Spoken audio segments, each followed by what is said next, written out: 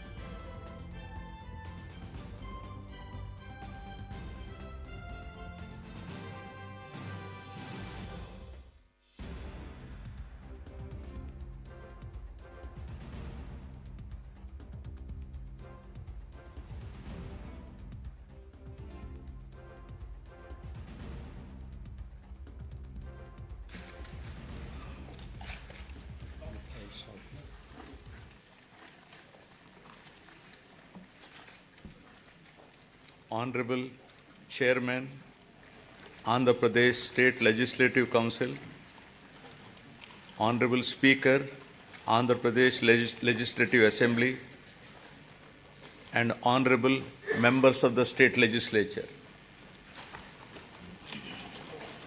It is indeed an honor and privilege for me to address the joint session of the present Legislative Assembly on this momentous occasion of the current budget session 2024-25. On being elected with an unprecedented mandate, my government has so far presented 4 budgets and implemented a slew of welfare and development programs for the benefit of hitherto neglected sections, and it would not be an exaggeration if I say my government has put its heart and soul in fulfilling its promises. At the outset, I place on record my deep sense of appreciation to the commitment of Honorable Chief Minister and the state administration in installing the 206 feet statue of Dr. Baba Saheb Bhimrao Ramji Ambedkar.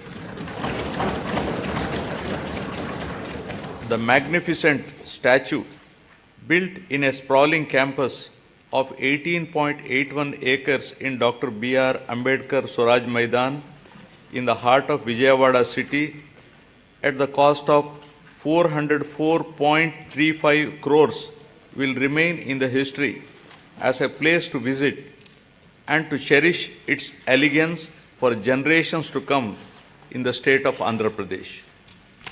It stands as a testimony to my government's commitment to social justice, equality, and empowerment.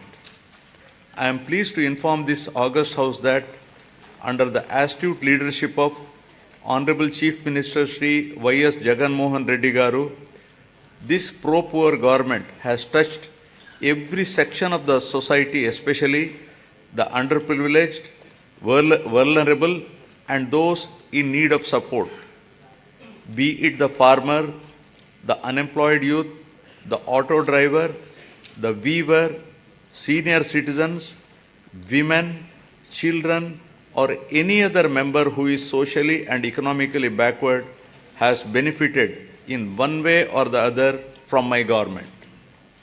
Now, building human capital. Soon after coming to power, my government has observed that Andhra Pradesh is falling behind some of the other states in certain social parameters like quality education, learning outcomes, nourishment to school children, IMR, MMR, and anemia amongst women, to name a few. To raise the parameters of Human Development Index in Andhra Pradesh, my government immediately launched Navaratnalu, which focuses on social, economic, and educational empowerment of targeted groups. The results of the efforts of my government are conspicuous in all outcomes. The Niti Aayog, in their recent discussion paper jointly published with the UNDP and Oxford Policy and Human Development Initiative on multi-dimensional poverty, has projected a steep decline in the poverty headcount ratio in Andhra Pradesh from 4.19% in 2022-23 from 11.77% in 2015-16. With India aspiring single-digit level of poverty from the current level of 11.25 by 2024-25, the phenomenal performance of Andhra Pradesh clearly demonstrated positive and tangible outcomes delivered by a galaxy of pro-poor schemes and policies of the state. My government prioritizes education like nowhere else in the country by initiating path-breaking and innovative schemes targeting improvement in learning outcomes and preparing every child studying in government schools for a bright future and to be globally competitive. Believing that investment in education always gives the highest return, my government spent rupees 73,417 crores so far exclusively on these novel schemes introduced in the education sector. Soon after assuming power, my government has noticed that the gross enrollment ratio in primary education in 2017 was 84.48% compared to the national average of 99.21% and identified the urgency of a policy intervention to address this issue.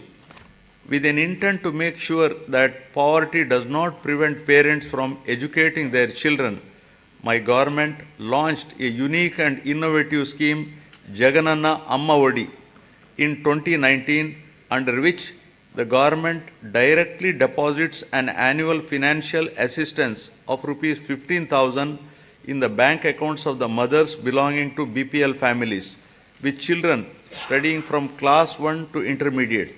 So far, an amount of rupees 26,067 crore has been spent, benefiting 43.61 lakh mothers and 83 lakh children annually under this initiative. Due to these timely interventions, the state has witnessed remarkable increase in GER at all levels of